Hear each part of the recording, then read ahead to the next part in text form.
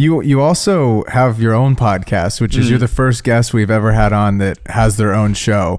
What has that been like, having a podcast? Is it something that you recommended to people? Do you hate having a podcast? So I assume you guys severely underestimated how tough running a podcast is as well. Yep. It's like, yeah, we'll just bring mates over, we'll hang out, it's fine. Oh, we have to edit it? Fuck. And then also the thing that I've also come to learn is that we were probably recording for 2 hours, but then we realized we're not as interesting as we think we are. And so now we have to cut it down to maybe 30 minutes. I wanted to start a podcast because one thing that I realized was that it's really great for me to be nerding out about editing and storytelling on my channel. But I know there's so many other people who also want to do the same that probably don't really have a channel or probably don't even realize how talented they are in editing.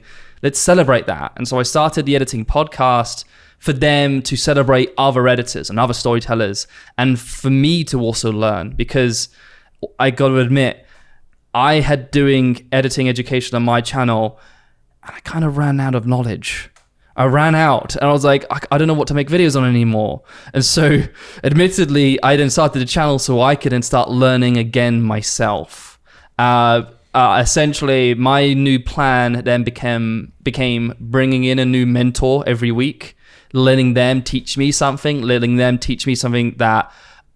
going to fundamentally reshape everything I know about creativity and editing. But running a podcast is something that I severely underestimated. And then especially with the style that I'm wanting, where, again, the strategy of how can I get a 2-hour conversation down in 30 minutes and you don't feel those cuts, that is a whole art form in itself that I am still really struggling with. What's been one of the things that you've learned from these mentors that you've had on the show? Because I feel like in our situation, it's similar, where we get people that sit in your seat and we learn tons about the ways that they're running their business or the ways that they're filming their content, or like you editing your stuff from these pro editors that you've had, maybe from Chernobyl or from the other movies. I mean, you had David Fincher Yeah, on. David Fincher's editing. David Fincher's editor. Ridiculous. That was fun. What'd you learn from David Fincher's editor? I think two of my favorite things from him is, one, he as an editor is very conscious of when people are blinking. And it's something that also came from another editor called Walter Murch, who kind of pioneered that concept. And basically the theory is that when an actor blinks, that's the actor, not the character. And so it actually breaks the illusion. And so what he does is he chooses takes specifically where an actor is not blinking, or he chooses a moments when, if he's cutting to a reaction, their blink is at a specific line. So let's just say X character says something dramatic, he'll cut back to the person, blink. And it's that's them trying to process the information. So he's even being conscious of when to time a blink.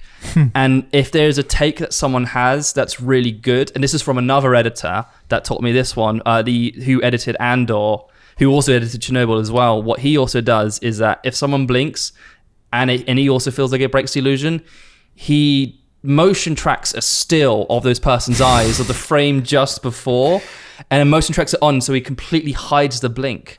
And so what it means is you're all blinking now and I'm really conscious. It's really funny now. And so what it means is that eye contact is so much more intense because the blinking is not breaking anything. And us at the back of our minds, I feel this, when we notice someone's not blinking, that increases that intensity. And so that is how detailed TV and film editors get. We think, us on web media, we think we detailed. Man, the shit that they talk about is on another level.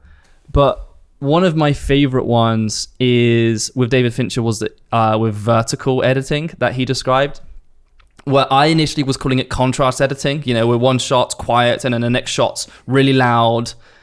He called it vertical editing, and he was breaking it down with the last film he edited with David Fincher, with The Killer, and how that vertical editing of when we're seeing Michael Fassbender building a gun and he's wearing headphones, and then when we cut back to his POV, we're then hearing the Smiths really, really loudly. We cut back out and it's like super quiet.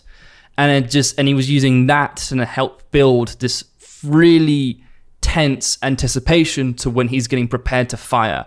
And he was using the sound editing to help build that tension and that anticipation. And that is something that I became very conscious of. And then I implemented that in the last Michelle Carre video, where the video genuinely opens with vertical editing. And it is so powerful. And that's why I'm doing the podcast. I don't know anything about editing. These people do. Let them teach me something so then I can then be a better editor myself.